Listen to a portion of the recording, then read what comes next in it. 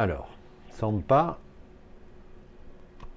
Alors j'ai eu la chance et le privilège de découvrir le Sampa au collège de Bomy avec mes personnages, avec mon étudiante Zuma, voilà, qui est un personnage adorable, qui est une fille très intelligente. Et donc je suis allé prendre le petit déjeuner avec eux parce qu'ils prennent le Sampa au petit déjeuner. Quand le papa de Zuma, voilà, avant de partir, il a mis la main dans son pull. Il a sorti ce collier-là. Ce collier-là, il m'a dit voilà, je te l'offre parce que je veux qu'il te protège. Je veux que tu vives plus longtemps que 100 ans pour que tu puisses revenir nous voir. Et c'est d'une émotion totale parce que ça se transmet qu'aux gens de la famille. J'ai essayé d'être plus au cœur de la vie des Tibétains puisque nos films racontent en fait la vie des Tibétains à travers la vie des collégiens. C'est-à-dire le Tibet de demain permet de raconter le Tibet d'aujourd'hui. Et donc, chaque fois, j'ai eu le privilège de manger avec eux. Et chaque fois, c'est des tables, là, on retrouve la culture chinoise, puisqu'on est en Chine, au Xinjiang. L'accueil est toujours merveilleux, l'accueil est toujours chaleureux. Voilà, ça c'est bien. C'est général à la Chine. Vous avez le cœur au bord des yeux, voilà, et le sourire au cœur. Donc c'est magnifique, on se sent tout de suite à l'aise, on se sent tout de suite reçu et presque attendu. Cette expérience correspond-elle à votre imagination au départ?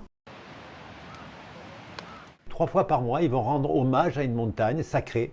Donc j'ai eu la grande émotion, là aussi le grand privilège, à travers un rituel qu'ils pratiquent, que j'ai pratiqué avec eux. Les Tibétains sont écologistes dans l'âme, parce que la Chine est un pays qui travaille beaucoup pour l'écologie. Tout simplement, ils croient à l'esprit de la nature, ils croient aux forces de la nature. On vient de la nature, donc on est comme la nature. Mais par contre, j'ai découvert aussi, voilà, dans ce collège, dans cette école, nous maintenant en Occident, tout est livré. C'est de la nourriture industrielle qui est congelée, qui est mise sous vide et qui est envoyée dans les collèges. Et les enfants, les élèves mangent de la vraie nourriture saine avec de l'économie locale. C'est une économie qui permet aux Xinjiang de s'ouvrir de plus en plus sur le monde. Par exemple, Zuma, son père, faisait 70 km à pied pour aller à l'école.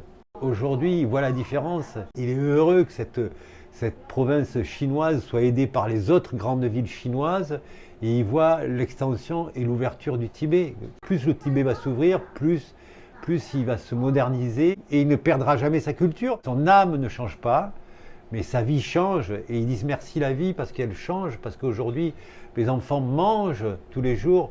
Et pareil dans la famille de Teke, la maman n'était pas allée à l'école parce que toute petite on lui a dit non, tu vas travailler au champ, donc elle ne sait ni lire ni écrire.